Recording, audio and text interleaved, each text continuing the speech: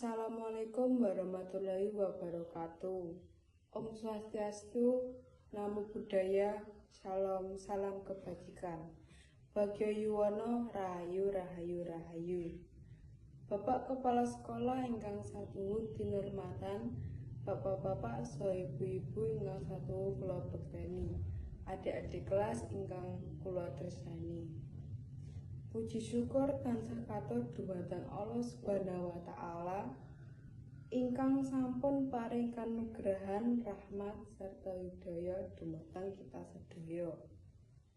Satemak ing wekdal punika saged kempal manunggal kanthi wilujeng nir ing sambekala.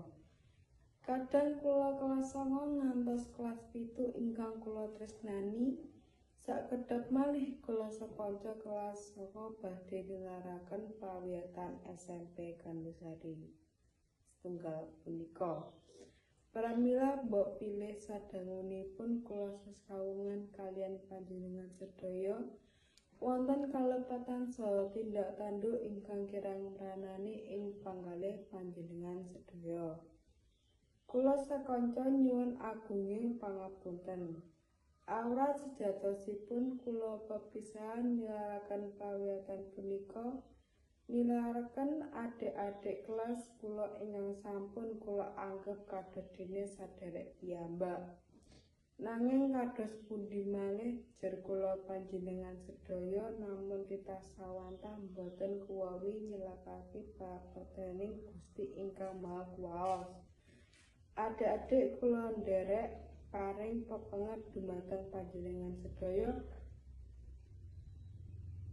Sakmedal kula saking pawiyatan punika pangajap kula adik-adik saged dados siswa-siswi ingkang tansah bangun miturut dumateng bapak saha ibu guru lan dados murid ingkang pinter saha kreatif. Adik-adik ingkang kula tresnani, kula tansah njurung donga lan pamuji mugi-mugi ingkang taksih wonten pawiyatan mriki tansah pikantuk pangayomanipun Allah Subhanahu wa taala. Semanten ugi kula nyuwun donga saha pangestu mugi-mugi kula sakanca saged nglajengaken wonten ing pawiyatan ingkang langkung inggil. Wasana namun samanten atur kula minangka sesulih rencang-rencang kelas 9 sedaya. Wonten bilih wonten galap gangsuling saha benceng jawenging atur. Kula tansah nyuwun lumuturing samudra ing pangabdi.